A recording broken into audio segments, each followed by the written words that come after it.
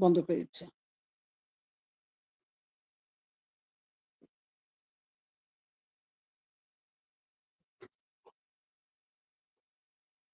কি ডাকছো? ডাকছো? আমার ডাকছো? না, এমনি কিছু। হ্যাঁ, হ্যালো, কথা শোনা যাচ্ছে?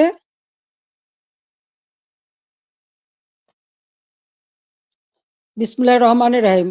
আমি আমাদের ছাত্র সমাজের প্রতি আমি আমার শুভেচ্ছা জানাই। আর বিশেষ করে ছাত্রলীগের সকল নেতাকর্মী যারা যেখানে আছে দেশে বিদেশে সকলকে আমি শুভেচ্ছা জানাচ্ছি। আসসালামু আলাইকুম এবং আদাব। সকলের জন্য আমার দোয়া আশীর্বাদ। বাংলাদেশ একটা ক্রান্তি লগ্নের মধ্য দিয়ে চলছে। বাংলাদেশকে নিয়ে যেন একটা ধ্বংসের খেলা শুরু হয়েছে। যে বাংলাদেশটা সারা বিশ্বের কাছে উন্নয়নের রোল মডেল ছিল, উন্নয়নের বিস্ময় ছিল, সেই বাংলাদেশের আজকে চরমভাবে ধ্বংস করে আজ একটা জঙ্গি সন্ত্রাসীদের দেশ হিসেবে পরিণত করা হয়েছে। এটাই হলো সব থেকে দুর্ভাগ্যের বিষয়। আগস্ট মাস আমাদের শোকের মাস। সেই আগস্ট মাসেই আবার এদেশের মানুষের অধিকার কেড়ে নেওয়ার জন্য যে চক্রান্ত করা হয়েছে তার শিকার আজকে সমগ্র দেশ। এদেশের বাংলাদেশের কৃষক, শ্রমিক, ছাত্র, জনতা, সরকারি অসরকারি কর্মকর্তা কর্মচারী থেকে শুরু করে কেউ রেহাই পাচ্ছে না। পুলিশ বাহিনী কেউ রেহাই পাচ্ছে না। এদের ধ্বংসের খেলা আর রক্তের খেলা আজকে বাংলাদেশকে ক্ষত বিক্ষত করে দিচ্ছে। তোমাদের মনে আছে ২০১৮ সালে ছাত্রদের একটা কোটা আন্দোলন শুরু হয়। আমি তো সে আন্দোলন আমি তাদেরকে কিছুই বলিনি, বরং কোটা বন্ধ করে দিয়েছিলাম। তাদের দাবি পূরণ করেছিলাম। এরপরে মুক্তিযোদ্ধা কয়েকটা পরিবার একটা কোর্টে মামলা করে, তার একটা রায় হয়। সেই রায়ের যখন কোটা আবার চালু করে, আমরা সরকারের পক্ষ থেকেই রিট করে সেটা স্থগিত করে দিই। প্রকৃতপক্ষে আর কোটা আন্দোলন বা কোটা ইস্যুটাই ছিল না। কিন্তু এটা যে কোটা আন্দোলন ছিল না, এটা যে ছিল একটা ভিন্ন ষড়যন্ত্র, সেটা আমি বারবার বলেছি। এটা ছিল সেই একজন ক্ষমতার লোভী, তার মেটিকুলাস ডিজাইনের একটা অংশ। সেই অংশ হিসেবে সে ছাত্র হত্যা করেছে, জনগণকে হত্যা করেছে, আওয়ামী লীগের নেতাকর্মী হত্যা করেছে, পুলিশ হত্যা, সাংবাদিক হত্যা, সাংস্কৃতিক কর্মী হত্যা, সারা দেশটাকে ক্ষত বিক্ষত করা, অর্থনীতিকে ধ্বংস করা। আমাদের মহান নেতা জাতির পিতা বঙ্গবন্ধু শেখ মুজিবুর রহমান তার জীবনটাকে উৎসর্গ করেছেন বাংলার জনগণের জন্য। সেই ছাত্র জীবনে যখন পাকিস্তানি শাসকরা আমাদের মাতৃভাষায় কথা বলার অধিকার কেড়ে নেয়, তারই প্রতিবাদ তিনি করেছিলেন। ঢাকা বিশ্ববিদ্যালয়ে তিনি আইন বিভাগের ছাত্র ছিলেন। আর এই প্রতিবাদ করবার জন্যই তিনি বাংলাদেশ ছাত্রলীগ প্রতিষ্ঠা করেন ১৯৪৮ সালের ৪ঠা জানুয়ারি। এবং বাংলাদেশ ছাত্রলীগ, তমুদ্দুন মজলিস সহ আরো কয়েকটি প্রগতিশীল রাজনৈতিক দল নিয়ে ভাষা সংগ্রাম পরিষদ গঠন করেন। সেই ভাষা আন্দোলনে আমাদের যারা শহীদ হয়েছেন, আমি তাদের আজকে স্মরণ করি। সালাম, বরকত, জব্বার যারা জীবন দিয়েছেন, রক্তের অক্ষরে বলে গেছেন, আমরা মায়ের ভাষায় কথা বলতে চাই। আর এই আত্মত্যাগের মধ্য দিয়ে আমাদের যাত্রা শুরু। ধাপে ধাপে জাতির পিতা বঙ্গবন্ধু শেখ মুজিব এই বাংলাদেশের জনগণকে স্বাধীনতার চেতনায় উদ্বুদ্ধ করেন এবং তারই নেতৃত্বে আমরা পেয়েছি স্বাধীনতা, পেয়েছি মুক্তিযুদ্ধে বিজয়। আমি জাতির পিতা বঙ্গবন্ধু শেখ মুজিবুর রহমানের প্রতি শ্রদ্ধা জানাচ্ছি।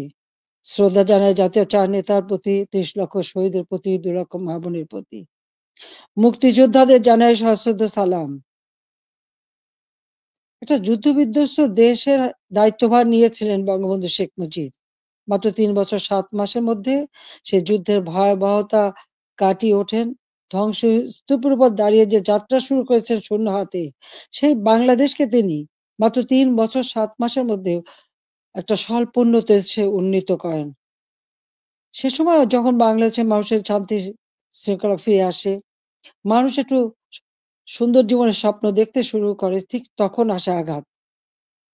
৭৫ ১৫ই আগস্ট। ওই ধানমন্ডি ৩২ নম্বর বাড়ি, যেখান থেকে জাতির পিতা স্বাধীনতার ঘোষণা দিয়েছিলেন, পাকিস্তানি হানাদার বাহিনী তাকে গ্রেপ্তার করে নিয়ে গেছিল এই ঘটনার পর। তখন এই বাড়িটা তারা লুটপাট করেছিল, কিন্তু আগুন দিয়ে পোড়ায়নি, ভাঙেনি। মুক্তিযুদ্ধে বিজয়ের পর জাতির পিতা ফিরে আসতে সক্ষম হন বাংলাদেশে। ১০ই জানুয়ারি ১৯৭২ সালে তিনি প্রত্যাবর্তন করেন। এই বাড়িতে বসেই তিনি কিন্তু বাংলাদেশের এই বিধ্বস্ত বাংলাদেশকে গড়ে তোলেন।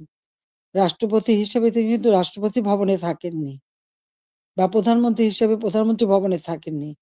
এই ছোট বাড়িটা, যে বাড়িটা আমার মা অনেক কষ্ট করে প্রতিটি ইট নিজের হাতে গেড়ে তিনি এই বাড়িটা গড়ে তুলেছিলেন। ওই বাড়িতেই ১৫ই আগস্ট আমার বাবা জাতির পিতা বঙ্গবন্ধু শেখ মুজিবকে হত্যা করা হয়। আমার মা বেগম ফজিলাতুন্নেছা মুজিবকে হত্যা করে। আমার ৩ ভাই, সকলেই আমার ছোট। মুক্তিযোদ্ধা ক্যাপ্টেন শেখ কামাল, মুক্তিযোদ্ধা লেফটেন্যান্ট শেখ জামাল এবং ছোট রাসেল, যার বয়স ছিল মাত্র ১০ বছর। তাদেরকে তো কেউ নির্মমভাবে হত্যা করে। কামাল জামালের নবপরিণীতা বধূ সুলতানা এবং রোজি জামালকে হত্যা করে। আমার একমাত্র চাচা শেখ আবু নাসের, তিনিও মুক্তিযোদ্ধা, পঙ্গু ছিলেন। ঘাতকের নির্মম বুলেটের আঘাতে তিনিও জীবন হারান।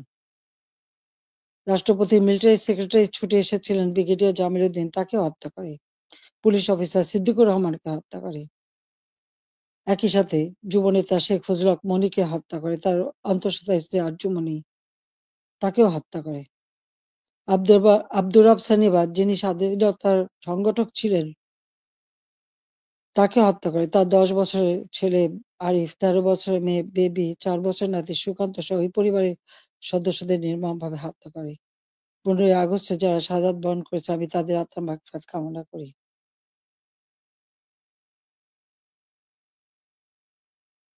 বাংলাদেশের ইতিহাসের সাথে ছাত্রলীগের ইতিহাস জড়িত। জাতির পিতা বঙ্গবন্ধু শেখ মুজিব বলেছিলেন, ছাত্রলীগের ইতিহাস বাংলাদেশের ইতিহাস। প্রতিটি সংগ্রাম, মুক্তিযুদ্ধে ছাত্রলীগের অবদান রয়েছে। ৭৫-এর পর গণতান্ত্রিক অধিকার প্রতিষ্ঠার জন্য যে সংগ্রাম করি, সেখানেও শহীদের তালিকায় ছাত্রলীগের সংখ্যাটাই বেশি। বারবার আঘাত এসেছে, একের পর এক কূ হয়েছে, হত্যা, কূ, ষড়যন্ত্রের রাজনীতি শুরু হয়েছে। সেখান থেকে বাঙালি জাতিকে উদ্ধার করে আমরা এদেশে গণতন্ত্র প্রতিষ্ঠা করি। ১৫ই আগস্ট আমার ছোট বোন রেহানা আর আমি বিদেশে ছিলাম বলে বেঁচে গিয়েছিলাম। ৬টি বছর প্রবাসে আমরা কাটাই। এরপর আমি সুযোগ পাই বাংলাদেশে ফিরে আসতে, বলতে গেলে অনেকটা জোর করে ফিরে আসি। যে দেশে আমার পিতামাতার ঘাতকের দল, যাদেরকে ইন্ডেমনিটি দেওয়া হয়েছিল, তাদের বিচার করা যাবে না। অর্থাৎ আমি একজন মানুষ হিসেবে আমার বাবা, মা, ভাইয়ের বিচার চাইতে পারবো না। সেই বিচারহীনতার সংস্কৃতি ছিল বাংলাদেশে। যে দেশে গণহত্যা চালিয়েছিল পাকিস্তান হানাদার বাহিনী, গ্রামের পর গ্রাম জ্বালিয়ে পুড়ে ছারখার করেছিল। মা বোনদেরকে ধরে নিয়ে ক্যাম্পে রেখে দিনের পর দিন পাশবিক অত্যাচার করত। সেই যুদ্ধাপরাধী যাদের বিচার জাতিপিতা শুরু করেছিলেন, তাদেরকেও কিন্তু ছেড়ে দেওয়া হয়, মুক্তি দেওয়া হয়েছিল তখন। সেই অবস্থায়ও কিন্তু আমি দেশে ফিরে এসেছিলাম একটা প্রত্যয় নিয়ে, যে আদর্শ নিয়ে, যে চেতনা দিয়ে বাংলাদেশ স্বাধীন হয়েছে। যে চেতনা নিয়ে বাংলাদেশ স্বাধীন হয়েছে, সেই মুক্তিযুদ্ধের চেতনাকে বাস্তবায়ন করা।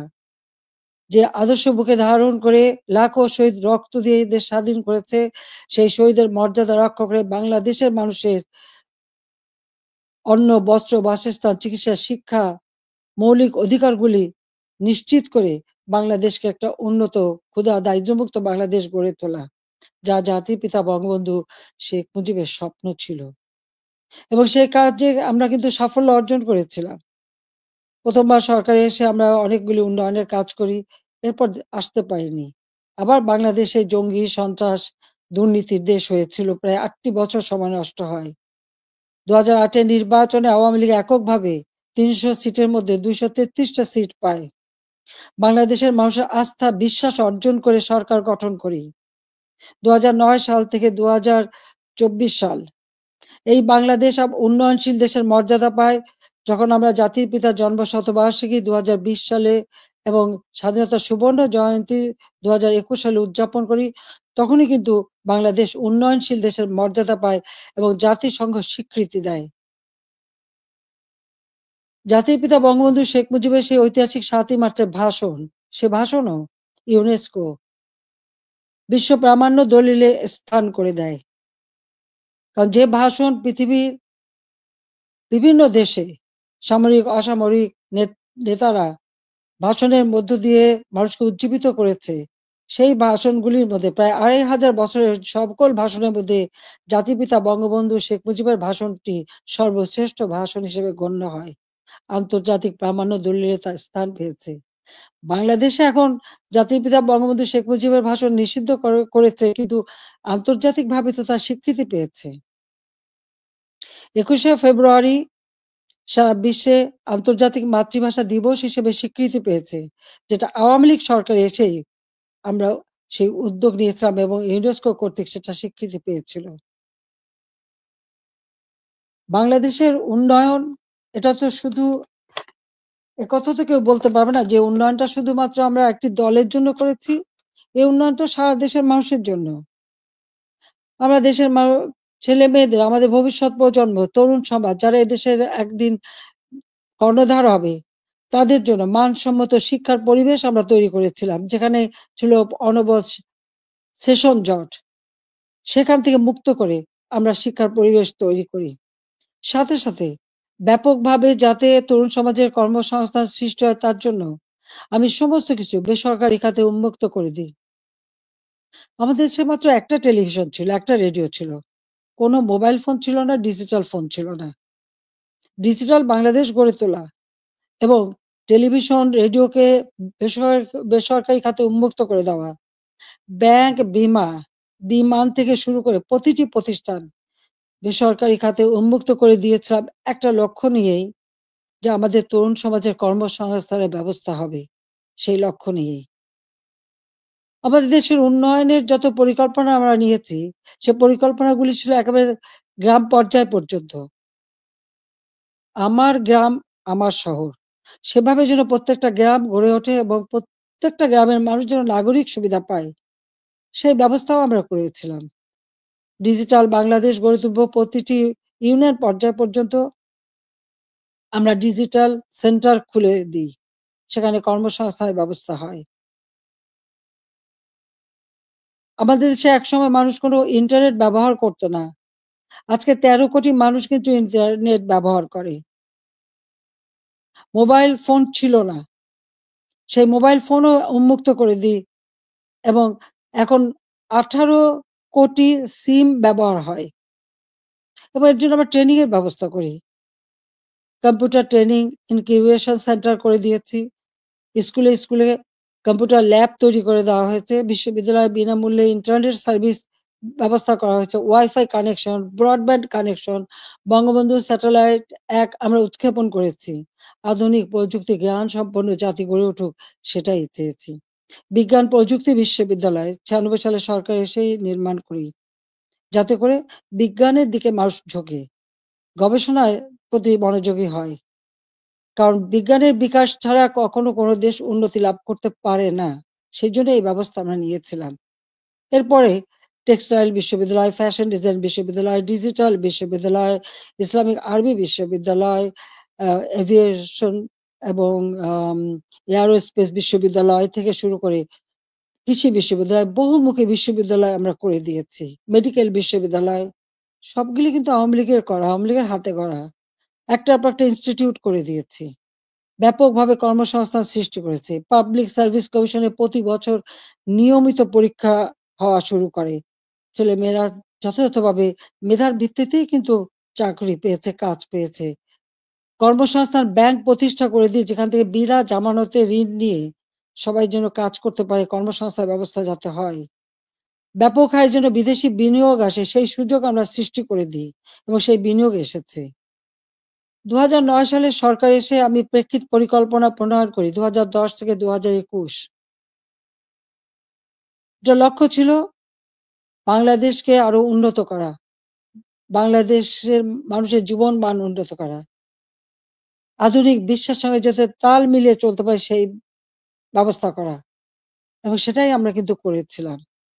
আজকে আমাদের এটা বললে চলবে না যে মুক্তিযুদ্ধ, জাতির পিতা বঙ্গবন্ধু শেখ মুজিবের অবদান এবং গণতন্ত্র প্রতিষ্ঠার সংগ্রাম, এর সবকিছুই কিন্তু আমাদের আন্দোলন সংগ্রামের ফসল। জাতির পিতা বঙ্গবন্ধু শেখ মুজিব যদি এদের স্বাধীন না করতেন, তাহলে আমরা কোথায় থাকতাম? পাকিস্তানের একটা প্রদেশ। পাকিস্তান আমলে একজন বাঙালি কিন্তু সেক্রেটারি হতে পারেনি। একজন বাঙালি কিন্তু মেজর জেনারেল পর্যন্ত যেতে পারেনি, মাত্র মেজর হিসেবেই থাকতে পারত। একজন মাত্র কর্নেল ছিল। পাকিস্তান আমলে কিন্তু আমাদের শিক্ষার কোনো উচ্চশিক্ষার সুযোগই ছিল না। এমনকি বিদেশে যেতে হলে ওই পাকিস্তানের রাজধানীতে যেয়ে বিদেশের আমাদের পাসপোর্ট এবং ভিসা নিতে হতো। আন্তর্জাতিক ফ্লাইট করাচি থেকে নিতে হতো। সেটা আমার নিজের অভিজ্ঞতা আছে। ৬৯ সালে যখন আমি বিদেশে যাই, ওই করাচিতে যেয়ে থেকে ভিসা নিয়ে তারপর যেতে হয়েছে। কিন্তু দেশ স্বাধীন হবার পরে তো সেটা ছিল না। আমদানি-রপ্তানি ব্যবসা পূর্ববঙ্গে কেউ করতে পারত না। ওই পাকিস্তানে যেয়েই করতে হতো। কিন্তু আমরা স্বাধীনতা অর্জন করতে পেরেছি বলেই সকল সুযোগ আমরা পেয়েছি। আমাদের ছেলেমেয়েরা উচ্চ শিক্ষার সুযোগ পেয়েছে। আমাদের মুক্তিযুদ্ধের ইতিহাস, আমাদের গৌরবের ইতিহাস, আমাদের বিজয়ের ইতিহাস। এই ইতিহাস কেউ মুছে ফেলতে পারবে না। আমি জানি এটা মুছে ফেলার চেষ্টা হচ্ছে। সংবিধানকে ধ্বংস করা, জাতীয় পতাকা ধ্বংস করা, অনেক চেষ্টাই করা হয়েছে। কিন্তু লাখো শহীদের রক্তের বিনিময়ে যে পতাকা পেয়েছি, যে সংবিধান পেয়েছি, যে স্বাধীনতা পেয়েছি, তা ওই কয়েকজন বুলডোজার দিয়ে ভেঙে গুঁড়িয়ে দেবে এ শক্তি তাদের হয়নি এখনো। এটা তাদের দুর্বলতার প্রকাশ। তারা একটা দালান ভাঙতে পারে, কিন্তু ইতিহাসকে তারা ধ্বংস করতে পারে না। ইতিহাস কিন্তু তার প্রতিশোধ নেয়, এটাও তাদের মনে রাখতে হবে। একবার মুছে ফেলা হয়েছিল ৭৫ এর পর। এরপরে আবার এখন শুরু। যারা এটা করছে তারা তাদের হীনমন্যতার পরিচয় দিচ্ছে। তাদের কাছে বোধহয় বাংলাদেশের স্বাধীনতাটা পছন্দ হয় না। ওই পাকিস্তানিদের মানে অধীনে থাকা আর তাদের পদলেহন করাটাই তাদের বোধহয় পছন্দ। আজকে অন্তত আমরা বলতে পারি, জাতির পিতা স্বাধীনতার পর যুদ্ধ বিধ্বস্ত দেশ যখন গড়ে তোলেন, তখনও কিন্তু ছাত্রছাত্রীদের বিনামূল্যে বই দিতেন, বিনামূল্যে কাপড়-চোপড় দিয়েছেন। প্রত্যেক বাড়ি, বাড়ি ত্রাণ সামগ্রী পৌঁছে দিয়েছেন। বাংলাদেশের মানুষের কল্যাণে তিনি কাজ করে দিয়ে গেছেন এবং পথ দেখিয়ে দিয়ে গেছেন। আর তারই পদাঙ্ক অনুসরণ করে আমরা বাংলাদেশ পরিচালনা করে বাংলাদেশকে কিন্তু উন্নত করেছি। আজকে আমরা বিনামূল্যে পুস্তক দিতাম ১লা জানুয়ারি। আবার প্রশ্ন, এবছরে কেন এখনো বই দিতে পারল না? ফেব্রুয়ারি মাস শুরু হয়ে গেছে, এখনো বই দিতে পারেনি। অথচ কোভিডের সময় যখন অর্থনৈতিক মন্দা বিশ্বব্যাপী, তখনও আমরা ঠিক ১লা জানুয়ারি আমাদের শিক্ষার্থীদের হাতে বই তুলে দিয়েছিলাম সময় মতো। তাদের পড়াশোনা, স্কুলে যাওয়া বন্ধ ছিল, অনলাইনে পড়াশোনা করা বা টেলিভিশনের মাধ্যমে একটা ক্লাসগুলি সেটা তুলে ধরা তাদের কাছে। ঘরে বসে আমার ঘর আমার স্কুল, এই কর্মসূচি বাস্তবায়নের মাধ্যমে পড়াশোনা যাতে অব্যাহত থাকে সেই ব্যবস্থাই আমরা করে দিয়েছিলাম। প্রত্যেকটা শিক্ষা প্রতিষ্ঠান একেবারে প্রাইমারি লেভেল থেকে নিয়ে শুরু করে সবগুলি কিন্তু উন্নতি আমরা করেছি। মাদ্রাসার শিক্ষার উন্নতি করেছি, স্বীকৃতি দিয়েছি। কওমি মাদ্রাসাকেও আমরা স্বীকৃতি দিয়েছি এবং অনেক মাদ্রাসা আমরা সরকারিকরণ বা সেগুলি আমরা স যাতে আমাদের সব রকম সহযোগিতা পায় সেই ব্যবস্থাও আমরা করে দিয়েছি। আমাদের শিক্ষা যাতে কোনোমতে ক্ষতি না হয়, প্রত্যেকটা ছেলেমেয়ে যাতে স্কুলে যেতে পারে। প্রাইমারি শিক্ষা আমরাই প্রতিষ্ঠিত করি এবং সেই সাথে, সাথে মায়ের নামে আমরা একটা বিশেষ অনুদান পাঠাতাম বাচ্চাদের স্কুলে পাঠানোর জন্য। উপবৃত্তি দেওয়া, বৃত্তি দেওয়া এবং উচ্চশিক্ষার সুযোগ করে দেওয়া। সেই পদক্ষেপ আমরা নিয়েছিলাম। যাতে আমাদের গরিব মেধাবী ছেলেমেয়েরা যথাযথভাবে পড়াশোনা করতে পারে, সেই সুযোগটা আমি করে দিয়েছিলাম। ৪ কোটির উপর শিক্ষার্থী এই সুযোগ পেত। এমনকি বঙ্গবন্ধু মেমোরিয়াল ট্রাস্ট, আমরা যখন দেশে ফিরে আসি ওই বাড়িটি আমরা তো ব্যক্তিগত কাজে ব্যবহার করিনি। ৩২ নম্বরের বঙ্গবন্ধু ভবন আমরা ২ বোন জনগণকে দান করে দিয়েছিলাম বঙ্গবন্ধু মেমোরিয়াল ট্রাস্ট করে। এবং সেখানে একটি মিউজিয়াম করেছিলাম সেই স্মৃতি রক্ষার জন্য। আর সেই ট্রাস্টের মাধ্যমে ছাত্রছাত্রীদের আমরা বৃত্তি দিতাম। কম করে হলেও ৳৫০০, উপরে ৳২,০০০। মেডিকেল ইঞ্জিনিয়ারিং পর্যন্ত যারা পড়তো সকলের জন্য এই বৃত্তি উন্মুক্ত ছিল। ১৮০০ শিক্ষার্থীকে আমরা বৃত্তি দিতাম। তাছাড়া অনেক দুস্থ এবং গ্রেনেড হামলা আহত, নিহত পরিবার তাদেরকে মাসোহারা দিতাম। কোভিডের সময় এই বঙ্গবন্ধু মেমোরিয়াল ট্রাস্ট থেকেই ৫ কোটি টাকা দিয়ে আমি ফান্ড করে দিয়েছিলাম প্রাইম মিনিস্টার অফিসে। যেখান থেকে কোভিডে যারা আক্রান্ত তাদের সহযোগিতা করা। আমরা ভূমিহীন গৃহহীনদের ঘরবাড়ি করে দিই। বঙ্গবন্ধু মেমোরিয়াল ট্রাস্ট থেকে ৫ কোটি টাকা দিয়ে আমি বিশেষ তহবিল গঠন করে দিই। যেখানে জমি পাওয়া যেত না, সেই জমি ক্রয় করে ভূমিহীন গৃহহীন মানুষকে ঘরবাড়ি করে দেওয়া। যাদের ঠিকানা ছিল না, তাদের আমি ঠিকানা দিয়েছিলাম। এমনকি এই আশ্রয়ণ প্রকল্পের থেকে পুলিশের চাকরিও পেয়েছে আমাদের অনেক ছেলেমেয়ে। কারণ তাদের ঠিকানা হয়েছিল। আগে তাদের ঠিকানা ছিল না। 58টা জেলা ভূমিহীন গৃহহীন মুক্ত করেছিলাম। আমাদের লক্ষ্য ছিল যে আমরা সমগ্র জেলায় কোনো মানুষ ভূমিহীন গৃহহীন থাকবে না, সকলের একটা মর্যাদা থাকবে। ঢাকা শহরে বস্তিবাসীর জন্য আমি ফ্ল্যাট বাড়ি নির্মাণ করে সেখানে তাদের থাকার ব্যবস্থা ভাড়া ভিত্তিক, বস্তিতে যে ভাড়া দিত সেই ভাড়া দিয়েই থাকতে পারে সেই ব্যবস্থা করেছি। আমাদের দেশের যারা সুইপার, হরিজন, দলিত শ্রেণী তাদেরকে ফ্ল্যাট বাড়ি নির্মাণ করে দিয়েছি এবং আমাদের বেদে কুষ্ঠরোগী, হিজড়া, প্রতিটি অনগ্রসর যারা তাদের জন্য বিনামূল্যে ঘর এবং তাদের জীবন জীবিকার ব্যবস্থা আমরা করে দিয়েছি। বাংলাদেশে আমি যখন 96 সালে সরকার গঠন করি মাত্র 1600 মেগাওয়াট বিদ্যুৎ ছিল। আমি 4300 মেগাওয়াটে উন্নীত করেছিলাম। কিন্তু পরবর্তীতে 8 বছর পর যখন আবার সরকারে আসি তখন পেয়েছিলাম মাত্র 3200 মেগাওয়াট। আমরা উদ্যোগ নিই, ঘরে ঘরে বিদ্যুৎ দেব, প্রতিটি ঘর আলোকিত করব। আমাদের কথা রেখেছি। প্রত্যেক ঘরে ঘরে আমরা বিদ্যুৎ পৌঁছে দিয়েছিলাম, প্রতিটি ঘর আলোকিত করেছিলাম। আমাদের লক্ষ্য ছিল যে একটি মানুষও কুঁড়ে ঘরে বাস করবে না, নিদেন পক্ষে একটা টিনের ঘরেও হলেও তাদের দেব। সেটা কিন্তু আমরা দিতে পেরেছি এবং এর পরবর্তীতে এসে সেমি পাকা ঘর আমরা দিয়ে দিয়েছি যাতে মানুষ বাঁচতে পারে। খেলাধুলায় আরো আগ্রহী যাতে হয়, ক্রিকেট টেস্ট ম্যাচ সেটাও আমার সময় অর্জন করা এবং সেই সঙ্গে সঙ্গে তাদের ট্রেনিং করানো। ক্রিকেট, ফুটবল বা দেশীয় খেলা, হকি, প্রত্যেকটা খেলার সুযোগ আমরা করে দিয়েছি এবং ছেলেমেয়ে উভয়ই সুযোগ পেত।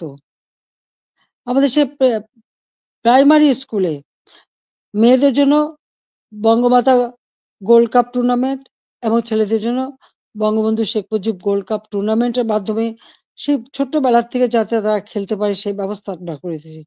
আজকে কি দুর্ভাগ্য আমাদের! আমাদের মেয়েরা ফুটবল খেলতে যেয়ে সারা অনেক দেশ থেকে কিন্তু তারা জয়ী হয়ে এসেছে, বাংলাদেশের সুনাম করে এসেছে। আজকে আমাদের দেশে তারা খেলতে পারছে না। কেন? মেয়েদের খেলার অধিকার নাই কেন? সেটা আমার প্রশ্ন। তাদেরকে কেন বাধা দেওয়া হলো? যারা এই বাধা দেন তারা কি ভুলে যান? আমাদের নবী করিম সাল্লাল্লাহু আলাইহি সাল্লাম যখন ইসলাম ধর্ম প্রচার করেন, তখন কে ১ম ইসলাম ধর্ম গ্রহণ করেছিল? ইসলাম ধর্ম গ্রহণ করেছিল একজন নারী। তিনি বিবি খাদিজা। তিনি ১ম ইসলাম ধর্ম গ্রহণ করেন। সে কথাটা তাদের ভুললে চলবে না। মায়ের পেটেই সন্তান জন্ম নেয়। আর সেই মায়ের জাতিকে অবমাননা করা কেন? সেটা আমার প্রশ্ন। খেলাধুলা, সংস্কৃতি চর্চা, সাহিত্য চর্চা, এই সংস্কৃতি তো আমাদের অধিকার, সকলের অধিকার। এখানে নারী পুরুষের কোনো ভেদাভেদ থাকতে পারে না। আর ইসলাম ধর্ম কখনো তা বলে না। কিন্তু আজকে আমরা দেখছি শুধু মেয়েদের খেলতে যে দেওয়া হয় না তা না। শিক্ষকদের লাঞ্ছিত করা হয়। এটা কেমন ধরনের কথা? শিক্ষক আমাদের গুরুজন। তাদের প্রতি আমাদের সম্মান দেখাতে হবে। আর সেই সম্মান যে আমরা দেখাই সেটা তো আপনারা জানেন। এমনকি আমি প্রধানমন্ত্রী হবার পরেও আমার ইউনিভার্সিটির শিক্ষক, তাদেরকে আমি সম্মান করতাম। আমার স্কুলের শিক্ষক যাদের সঙ্গে দেখা হওয়ার সাথে, সাথে আমি সম্মান করতাম। তাদের পা ধরে সালাম করতাম। কারণ শিক্ষক গুরুজন। কিন্তু আমি জানি না এই কোটা আন্দোলনের নামে এমন একটা পরিবেশ সৃষ্টি করে ফেলা হলো যে ছাত্র-ছাত্রীরা শিক্ষকদের অপমান করে। তাদের গলায় জুতার মালা পরায়। তাদেরকে গাছের সাথে বাঁধে। তাদেরকে দিয়ে জোর করে পদত্যাগ করায়। কেন এই ধরনের বেয়াদবি কেন শিখাবে বা এই শিশুদের কোমলমতি শিশুদের এবং ছাত্রছাত্রীরা কেন এই বেয়াদবি করবে? আজকে ছাত্রছাত্রীরা শিক্ষকদের বয়কট করে। এই ধরনের অদ্ভুত আচরণ আমি জানি না পৃথিবীর আর কোন দেশে আছে কিনা। তাহলে আমরা কি পরিচয় দেব? যে দেশের মানুষ ৭১ সালে মুক্তিযুদ্ধে বিজয় অর্জন করে বিজয়ী জাতি হিসেবে সারা বিশ্বে সম্মান পেয়েছে, আজকে সেই দেশের মানুষ কাছে কোথায়? কোথায় সেই সম্মান? যে দেশটাকে আমি জাতির পিতা বঙ্গবন্ধু শেখ মুজিবের আদর্শ বুকে নিয়ে যে বাংলাদেশকে আমি উন্নয়নশীল দেশের মর্যাদা এনে দিয়েছিলাম। আমাদের অর্থনীতি, আন্তর্জাতিকভাবে ৩৫তম অর্থনীতির দেশ হিসেবে স্বীকৃতি পেয়েছে। দারিদ্র্যের হার ৪১ ভাগ থেকে আমি ১৮.৭ ভাগে নামিয়ে এনেছিলাম। হতদরিদ্র ২৫ ভাগ থেকে আমি ৫.৬ ভাগে নামিয়ে এনেছিলাম। আমাদের সাক্ষরতার হার ৪৫ ভাগ থেকে ৭৮.৮ ভাগে উন্নীত করেছিলাম। এবং আমাদের দেশের ছেলেমেয়েরা দেশে বিদেশের জন্য যে পড়াশোনা করতে পারে, প্রধানমন্ত্রীর দপ্তরে আমি আলাদা শিক্ষা সহায়তা ট্রাস্ট ফান্ড করে দরিদ্র মেধাবী ছাত্রদেরকে আমি বৃত্তি দিতাম, যাতে তারা আরো উচ্চ শিক্ষা নিতে পারে, পিএইচডি করতে পারে বা অন্য যে কোনো উন্নত মানের শিক্ষা দেশে বিদেশে করতে পারে। সেইভাবে তাদের বৃত্তি দেওয়া শুরু করেছিলাম। কেন করেছিলাম? আমাদের তরুণ প্রজন্মের ভবিষ্যতের জন্য। কারণ যারা এদেশ একদিন দায়িত্ব নেবে, তারা যেন সুষ্ঠুভাবে দেশকে এগিয়ে নিয়ে যেতে পারে, সেই লক্ষ্য নিয়েই তো। আজকে আমি দেখি শিক্ষার অধিকার থেকে বঞ্চিত করা হচ্ছে। বিভিন্ন বিশ্ববিদ্যালয় থেকে ছাত্রদের বের করে দেওয়া হচ্ছে। তাদের সার্টিফিকেট বাতিল করা হচ্ছে। তাদের শিক্ষাবর্ষ কেড়ে নেওয়া হচ্ছে। কি অপরাধ তাদের? আমরা যখন বৃত্তি দিয়েছি, আমরা যখন মানুষকে সহযোগিতা করেছি, আমরা তো কোনো দল দেখিনি। দল মত নির্বিশেষে মেধাবী যারা তারাই চাকরি পেয়েছে, তারাই সুযোগ পেয়েছে। তাদের জন্য আমি করেছি। আমি প্রধানমন্ত্রী হিসেবে মানুষকে মানুষ হিসেবেই দেখেছি। হ্যাঁ, একটা দেশে মাল্টি পার্টি সিস্টেম থাকে, বহুদলীয় গণতন্ত্র। সেখানে সকলের মতের ভিন্নতা থাকতে পারে। কিন্তু তার মানে এই না যে সকলের অধিকার থেকে কেড়ে নিতে হবে। ছাত্রদের শিক্ষার অধিকার, এটা ছাত্রদের অধিকার। দল মত নির্বিশেষে সকলের অধিকার। সেই অধিকার থেকে কাউকে বঞ্চিত করা, এর থেকে অন্যায় আর কিছু হতে পারে না। কিন্তু দুর্ভাগ্যের বিষয় যে আমরা দেখি সেই বৈষম্যহীন আন্দোলনের মাধ্যমেই আজকে বৈষম্য সৃষ্টি করা হচ্ছে। ছাত্রদের শিক্ষার অধিকার থেকে বঞ্চিত করা হচ্ছে। শিক্ষকদের অপমান করা হচ্ছে। শিক্ষা প্রতিষ্ঠানগুলির পরিবেশ নষ্ট করা হচ্ছে। কেন এই অবস্থা থাকবে? বাংলাদেশে ২০২৪ সালে যে ঘটনা ঘটলো, সেখানে পুলিশদের পিটিয়ে পিটিয়ে হত্যা করা। একটা অন্তঃসত্ত্বা নারী পুলিশ যে বারবার বলছে, ভাই আমাকে মারবেন না, আমার পেটে বাচ্চা। মানুষ এত অমানুষ হয় কিভাবে যে তাকে পিটিয়ে পিটিয়ে হত্যা করা হলো? আগুন দিয়ে পুলিশ ফাঁড়িতে জ্বালিয়ে দেওয়া এবং সেখানে আগুন দিয়ে পুড়িয়ে ফেলা। মানুষকে মেরে পা বেঁধে ঝুলিয়ে রাখা, ঠিক কসাইখানায় পশু জবাই দিয়ে যেমন পা বেঁধে ঝুলিয়ে রাখে, সেইভাবে তাদের ঝুলিয়ে রাখা।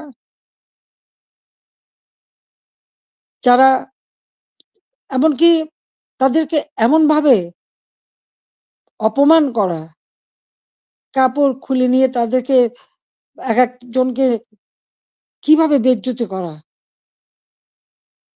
যারা এইসব ঘটনা ঘটে তাদের মধ্যে কি এতটুকু মানবিকতা নেই? এতটুকু শালীনতাবোধ নেই? কি করে একটা মানুষ এভাবে মানুষকে অত্যাচার করতে পারে? আমরা তো ১৫ বছর ৭ মাস তো ক্ষমতায় ছিলাম। এইভাবে তো আমরা কাউকে অপমান করিনি বা এভাবে দলীয়করণ আমরা করিনি। ব্যবসা-বাণিজ্য আজকে কেউ করতে পারছে না। ব্যবসায়ীদের উপর অনবরত আক্রমণ, গ্রেপ্তার, কলকারখানা বন্ধ, হাজার হাজার শ্রমিক বেকার হয়ে যাচ্ছে। আজকে কৃষক চাষ করতে পারছে না। সার নেই, বিদ্যুৎ নেই, সেচ দিতে পারে না। এই অবস্থা তো বাংলাদেশে ছিল না। আমি তো এই অবস্থা রেখে আসিনি। বাংলাদেশে মানুষের খাদ্য নিরাপত্তা নিশ্চিত করেছি। উত্তরবঙ্গে মঙ্গা লেগেই থাকতো, সেখানে মঙ্গা দূর করেছি। যারা একবেলা খাবার পেত না, অন্তত ৩ বেলা তারা খাবার পেত। বিদেশ থেকে পুরনো কাপড় এনে পরানো হতো। কই আওয়ামী লীগ সরকার আসার পরে তো বিদেশ থেকে পুরনো কাপড় এনে পরানো লাগেনি। অন্ন, বস্ত্র, বাসস্থান, চিকিৎসা, শিক্ষা সব ব্যবস্থাই তো করেছিলাম। কমিউনিটি ক্লিনিকের মাধ্যমে ৩০ প্রকার ঔষধ বিনামূল্যে দেওয়া হতো। আন্তর্জাতিক মানের চিকিৎসা সেবা দেওয়ার জন্য আন্তর্জাতিক মানের হাসপাতাল তৈরি করেছি। বেসরকারি খাতে উন্মুক্ত করে দিয়েছি। প্রায় ৪৪,০০০ মতো নার্স নিয়োগ দিয়েছি, ২২,০০০ ডাক্তার নিয়োগ দিয়েছি। মানুষের সেবা মানুষ যাতে পায় সেই ব্যবস্থাই আমরা নিয়েছি। কিন্তু আজকে যেন সব বৃথা হয়ে গেল। অপরাধটা কি আমার?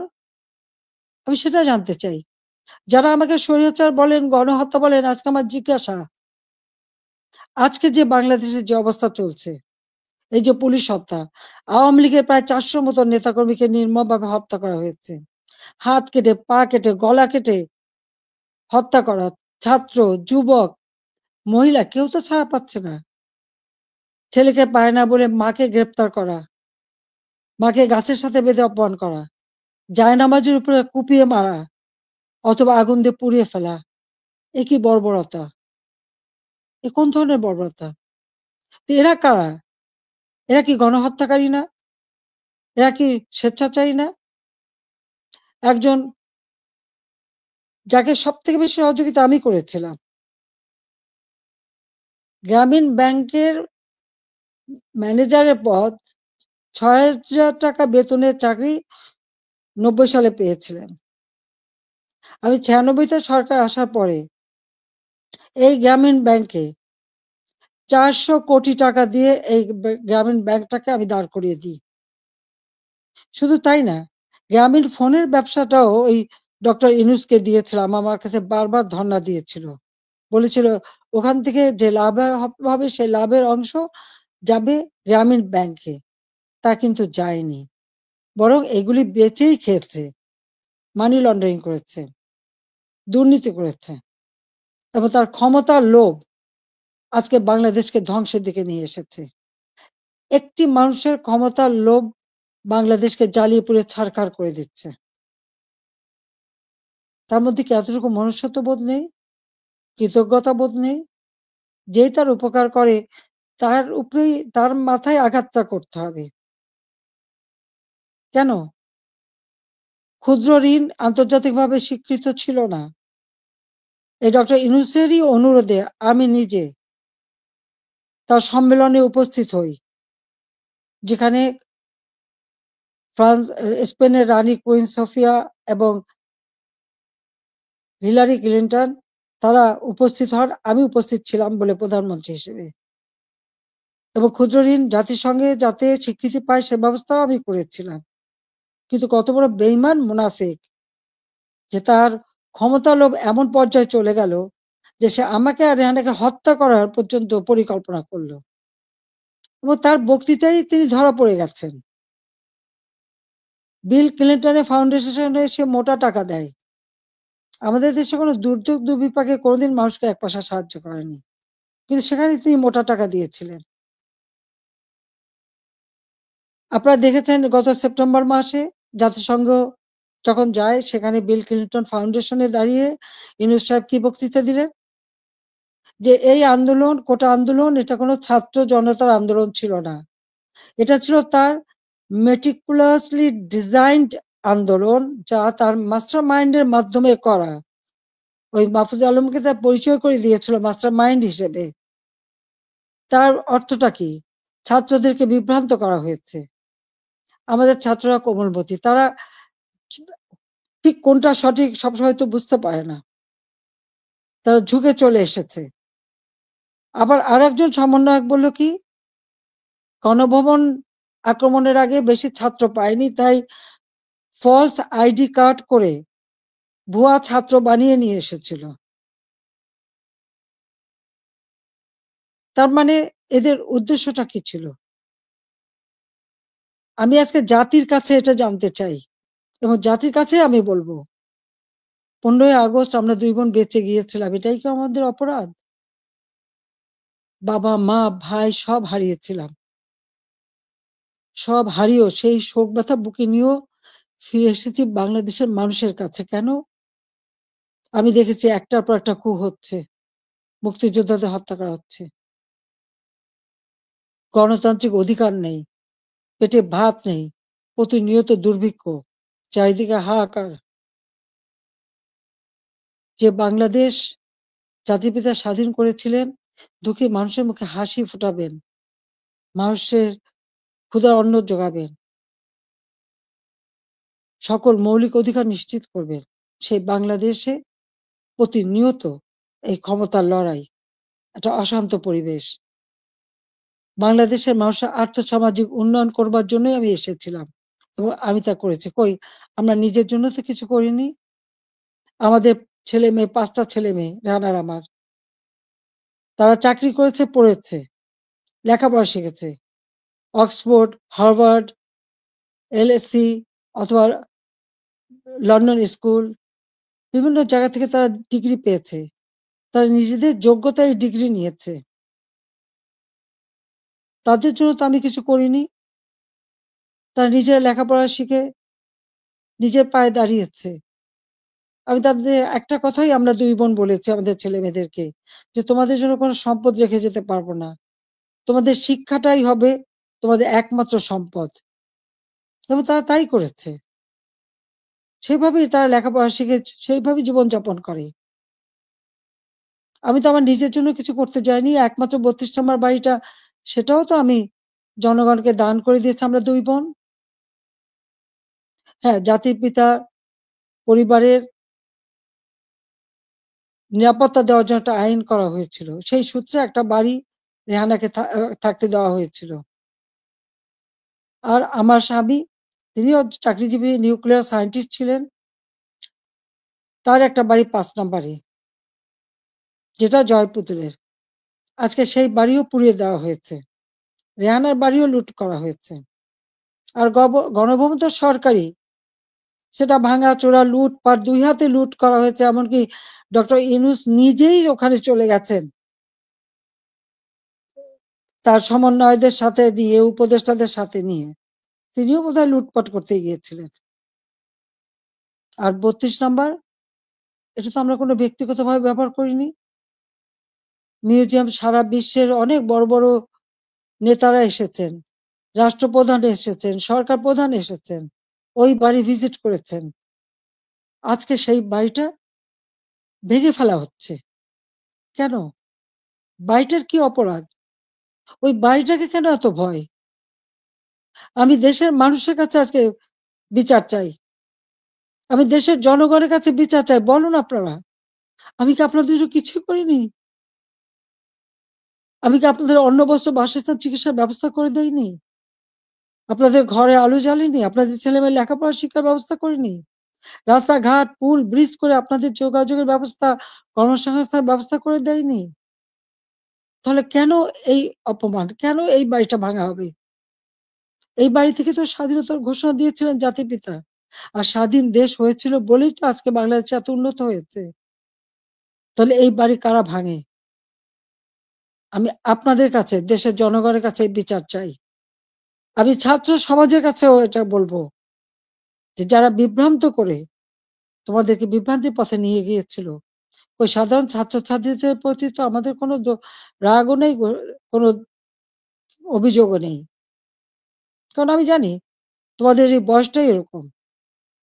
কিন্তু সকলে তো এর মধ্যে ঢোকেনি তো। যারা আজকে এই ধরনের ধ্বংস করছে, যারা মানুষ হত্যা করেছে, তারা তো খুনি হিসেবে চিহ্নিত হবে। এখানে সাধারণ ছাত্রছাত্রীদের কোনো দায়বদ্ধতা নেই। কাজে আমি মনে করি যে এর থেকে সাধারণ ছাত্রছাত্রীদের দূরে থাকা ভালো। এদের এই ধ্বংসযজ্ঞে যেন অংশ না নেয়। বরং লেখাপড়ার পরিবেশ ফিরে আসুক, আরো উন্নত জীবন তোমরা পাও, আমি সেই দোয়াই করি। কিন্তু যে ইতিহাস আমাদের রক্তের অক্ষরে লেখা, সেই ইতিহাস ভুললে পরে নিজেদের অস্তিত্ব থাকবে না। সেই ইতিহাস ভুললে পরে আমরা বিশ্বে মাথা তুলে দাঁড়াতে পারবো না, চলতে পারবো না। ১৫ই আগস্টের পরে আমরা পারতাম না। খুনের জাতি হিসেবে পরিচিত ছিল এই দেশ। ভিক্ষার জাতি হিসেবে পরিচিত ছিল।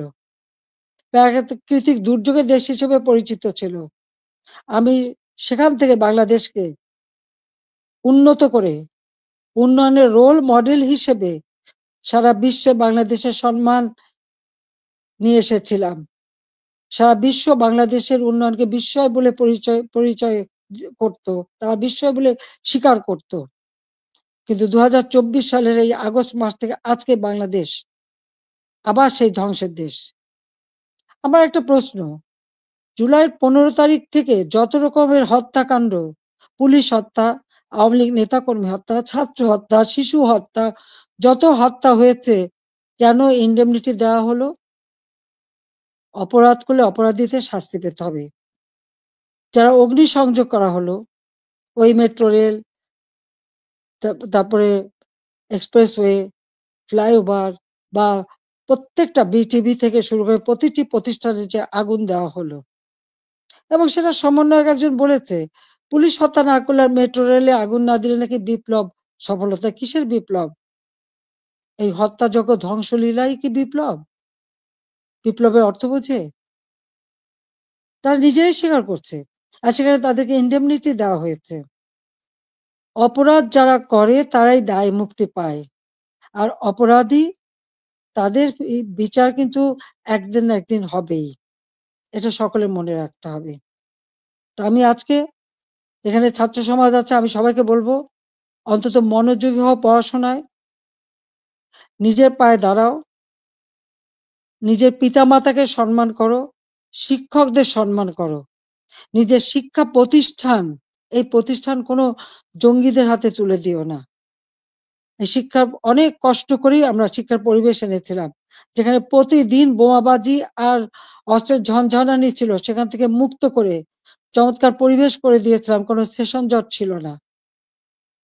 কিন্তু আজকে আবার সেই সেশন জট, আজকে আবার একটা দুঃসময় যাচ্ছে। আমাদের এই তরুণ সমাজই পারে এখান থেকে পরিবর্তন আনতে। যে চেতনা নিয়ে লাখো শহীদ রক্ত দিয়েছে, সে চেতনাকে ধ্বংস হতে দিও না।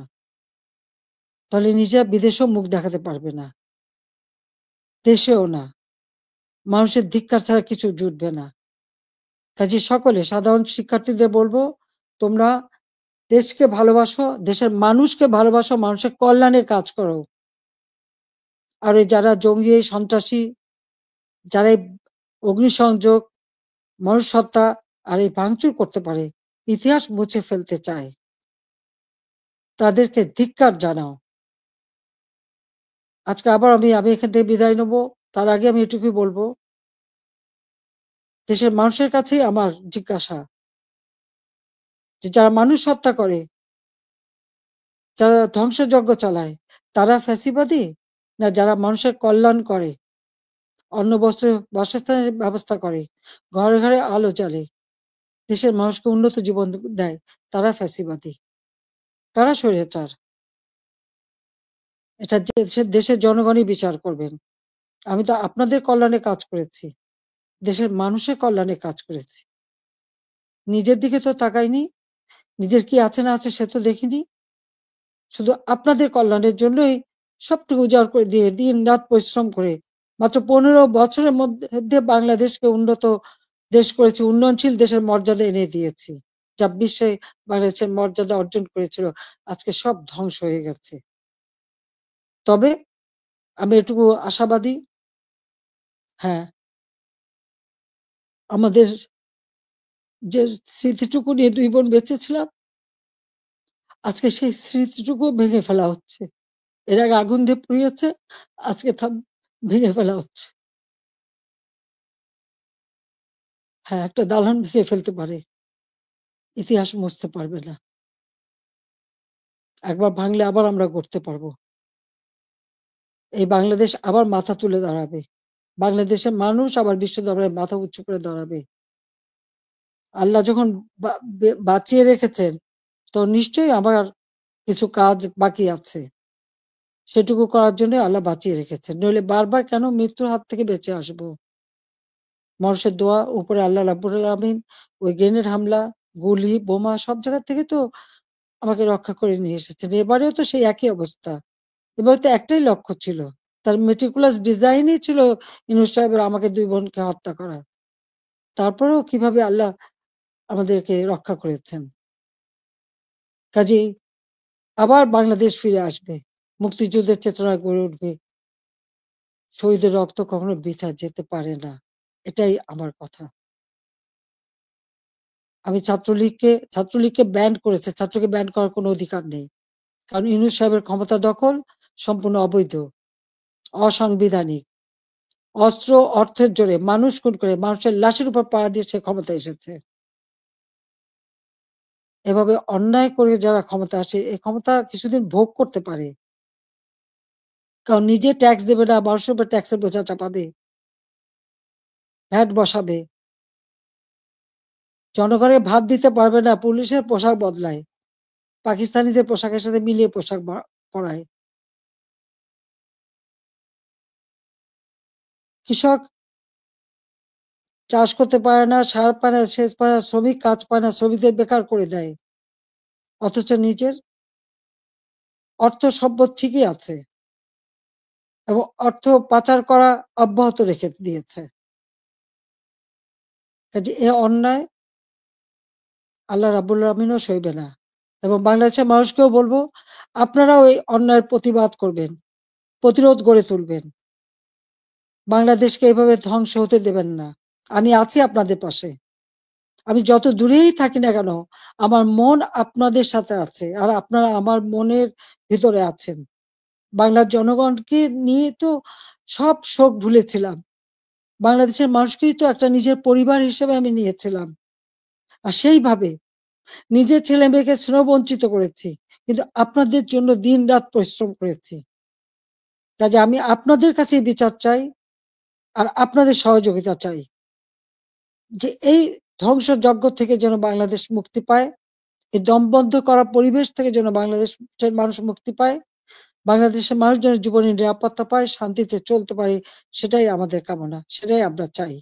কাজে আজকে যারা এই ধরনের দুর্বৃত্ত পরায়ণ করছে, এই দুর্বৃত্ত পরায়ণদের হাত থেকে, এই দুর্বৃত্তদের হাত থেকে দেশকে রক্ষা করতে হবে। তার জন্য সকলকেই ঘুরে দাঁড়াতে হবে, প্রতিরোধ গড়ে তুলতে হবে।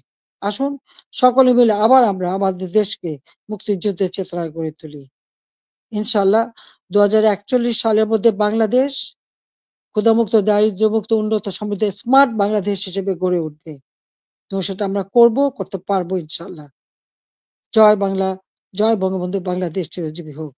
ছাত্রলীগকে ধন্যবাদ আজকে এই সুযোগটা করে দেওয়ার জন্য। তোমরা ভালো থাকো, তোমাদের দোয়া করি, সেই সাথে সাথে সকল ছাত্র সমাজ, তাদের জন্য আমার দোয়া, আশীর্বাদ রইল।